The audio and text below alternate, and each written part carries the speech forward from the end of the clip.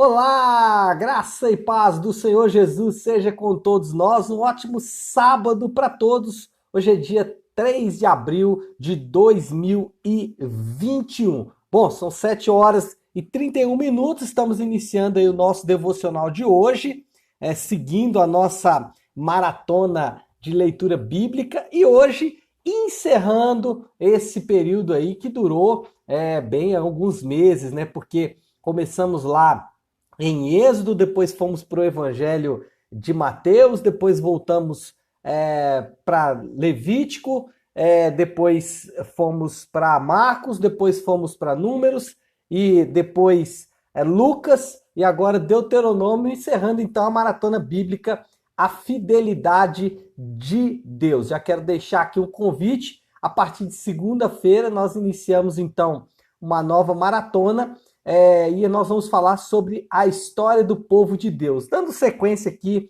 à história de Deuteronômio, né? Vamos falar de Josué, Juízes, começar a contar então a história da nação de Israel e como Deus usou a nação de Israel para cumprir o seu propósito de trazer o Filho de Deus e também de estabelecer o seu plano com essa nação. Então, a partir de segunda-feira, falaremos então da nação de Israel, de como nasceu o povo de Deus, ou como se desenvolveu, né? Como nasceu não, mas como se desenvolveu o povo de Deus. Bom, nesse sábado, nessa nossa última meditação em Deuteronômio, o tema é Não há ninguém como o Deus de Israel. Essa é uma expressão que está aqui no versículo 26 do capítulo 33, e é com essa expressão que eu quero começar o nosso devocional de hoje. Não há Deus como Deus de Israel.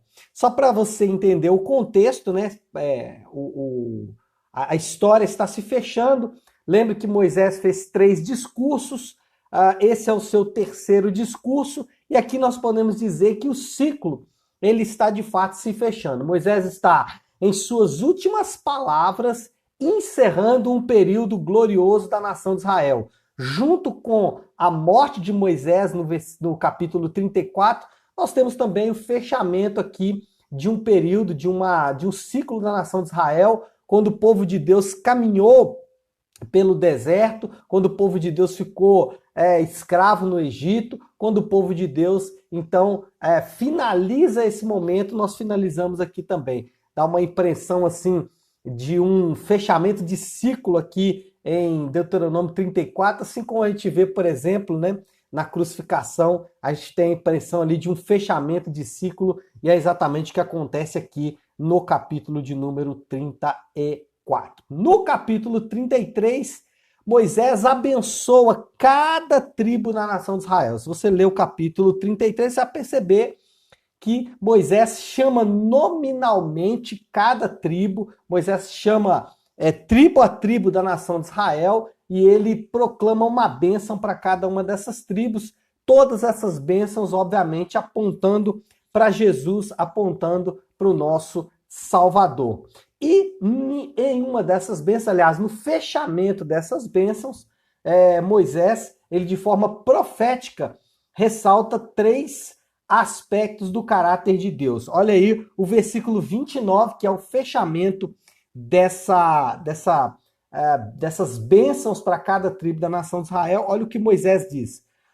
Como é feliz Israel, quem é como você, povo salvo pelo Senhor. Ele é seu abrigo, seu ajudador e a sua espada gloriosa. Uau! Ele é o seu abrigo, seu ajudador e a sua espada gloriosa. Moisés ressalta então, ao final da sua bênção, 3 aspectos do caráter de Deus. Deus é o abrigo, Deus é o ajudador e Deus é a espada gloriosa do seu povo. Eu quero falar nessa manhã de cada um desses aspectos porque um dos objetivos da palavra de Deus é revelar o caráter de Deus. E aqui nós temos essa oportunidade de conhecer um pouco melhor quem é o Deus de Israel, de conhecer um pouco melhor quem é o Deus a quem nós servimos, de conhecer um pouco melhor aquele que morreu na cruz em nosso lugar. Porque muitas vezes nós conhecemos a Deus a partir da nossa própria visão, normalmente construída por elementos ligados à religião, ou à família, ou à cultura, mas não conhecemos o Deus da Bíblia. Então temos uma oportunidade hoje de nos apegarmos a um pouco aquilo que a Bíblia nos ensina sobre o caráter do próprio Deus. Primeiro, Deus, ele é o abrigo do seu povo. Então, no versículo de número 26 do capítulo 33, diz assim: Não há ninguém como Deus de Israel, que cavalga os céus para ajudá-lo e cavalga as nuvens em sua majestade. Versículo 27 agora. O Deus eterno é o seu refúgio, e para segurá-lo estão os braços eternos. Ele expulsará os inimigos de sua presença, dizendo: destrua-os. Então, a primeira coisa aqui é que Deus ele se revela como o eterno, como o refúgio do povo de Deus. O texto diz ainda que todos os principais inimigos do povo de Deus serão derrotados. Essa é, além de uma afirmação do caráter de Deus, aquele que se transforma no abrigo do povo de Deus, no refúgio do povo de Deus, aquele lugar onde o povo de Deus pode ir, como o próprio texto diz, pode buscar refúgio nos braços eternos de Deus. Então, o que nós aprendemos aqui no primeiro aspecto do caráter de Deus é que Deus ele é o nosso abrigo, aquele lugar onde nós podemos correr para nos esconder ou para nos refugiar dos nossos inimigos. E aqui vale a pena dizer que, de fato, Deus ele não está se referindo, e aqui, obviamente, direcionado à nação de Israel, sim, ele está se referindo a inimigos físicos, a inimigos como exércitos. Mas, se aplicarmos isso ao Novo Testamento, vamos nos lembrar que os três principais inimigos do povo de Deus foram derrotados por Jesus: o diabo, o pecado e o pior dos inimigos do homem, a morte. Esses três inimigos, eles foram vencidos por Jesus, por isso nós também podemos afirmar, como o povo de Deus, como a nação de Israel, nós podemos afirmar: Deus é o nosso abrigo, Deus é a nossa fortaleza. Lutero se referia ao nosso castelo forte, aquele lugar onde nós podemos nos refugiar dos nossos principais inimigos. Quem? O diabo e suas mentiras não tem mais poder sobre as nossas vidas. A influência de Satanás contra as nossas vidas é totalmente limitado por causa exatamente do braço do Senhor. Nós também não temos mais que temer o pecado, ainda que o pecado esteja ao nosso redor e ainda que pecamos, mas o poder destrutivo do pecado não nos alcança mais. E o principal inimigo, amanhã, domingo, primeiro dia nessa semana, na Semana Santa, chamada Semana Santa, domingo é o primeiro dia da semana, é o dia da ressurreição. Inclusive amanhã, no Nave 1, vou falar sobre a ressurreição. E a ressurreição é a prova de que o inimigo mais temido do homem, ele foi derrotado na cruz do Calvário. Então, Deus é o abrigo do seu povo, o abrigo do povo contra o diabo, contra o pecado e contra a morte. A morte não é mais uma realidade para aqueles que estão em Cristo Jesus. Para aqueles que, de forma fiel e confiante, se firmam em Jesus, esses não precisam mais temer a morte, porque a morte não é mais uma realidade para eles. Nós não precisamos mais ficar temerosos com relação à morte, porque ele é o nosso abrigo contra a morte. O dia que o anjo da morte vier, nós vamos nos refugiar no nosso castelo forte, que é o Senhor Jesus. Segundo aspecto do caráter de Deus ressaltado aqui por Moisés é que ele é o ajudador do seu povo. Olha aí o versículo de número 28. Somente Israel viverá em segurança. Praticamente finalizando o texto anterior, A fonte de Jacó está segura numa terra de trigo e de vinho novo, onde os céus gotejam orvalho. Uau! Vou ler de novo. A fonte de Jacó está segura numa terra de trigo e vinho novo, onde os céus gotejam orvalho. O que Moisés está ressaltando aqui é que o Deus de Israel também é aquele que vai fazer o povo de Israel habitar num lugar onde a fonte vai jorrar água, e como ele disse aqui também, vinho novo e trigo, e onde os céus gotejam orvalho para essa nação. Ou seja, o Deus de Israel é o nosso ajudador. Quando olhamos para o Novo Testamento, vamos nos lembrar que a nossa segurança está no Senhor. Aqui o que Moisés está dizendo é que o povo ele não precisaria confiar em elementos exteriores, mas eles poderiam colocar toda a sua segurança, toda a sua firmeza no Deus de Israel. E essa é uma proposta, e essa é uma palavra que transforma o nosso interior. Por quê? Porque a nossa confiança não está mais em elementos externos. A sua segurança não pode estar em elementos externos. Moisés está dizendo, não confie, né? Aqui vou parafrasear Moisés, né? Mas ele está dizendo, não confie em carros, em cavalos, confie no Senhor. Essa é uma expressão usada em todo o Antigo Testamento e que se aplica muito bem para mim e para você nesta manhã. A nossa segurança está no Senhor. Se você colocar a sua segurança no dinheiro, se você colocar a sua segurança na sua família, se você colocar a sua segurança na saúde, se você colocar a sua segurança em qualquer coisa que não for o Senhor, se um dia isso vier a falhar, e preste atenção que eu disse que são coisas boas, dinheiro, família, saúde, tudo isso nós precisamos preservar, mas não podemos colocar a nossa segurança nessas coisas, porque se colocarmos a nossa segurança nessas coisas, mesmo coisas boas como essas,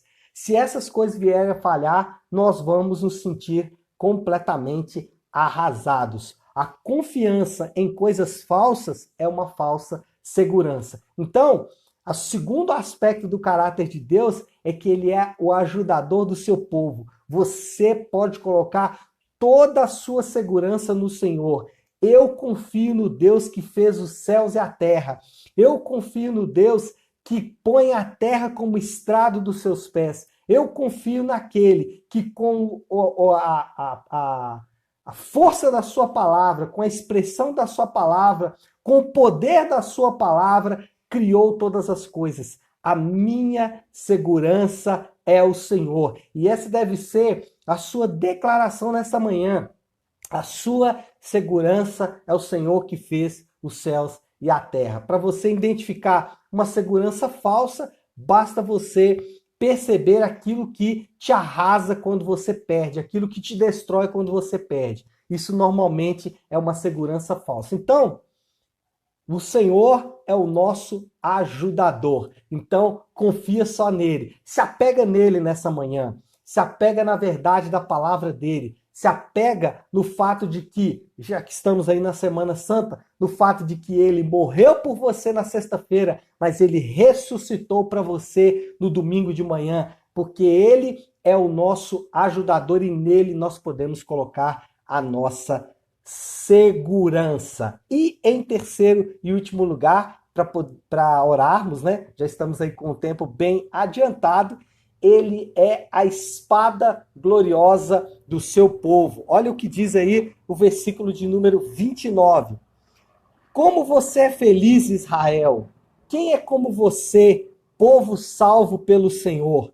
Ele é o seu abrigo, né? Agora ele vai resumir o que eu acabei de falar. Né? Ele é o seu abrigo, seu ajudador e a sua espada gloriosa. Os seus inimigos encolherão diante de você, mas você pisará os seus altos. Ele é a espada gloriosa do seu povo.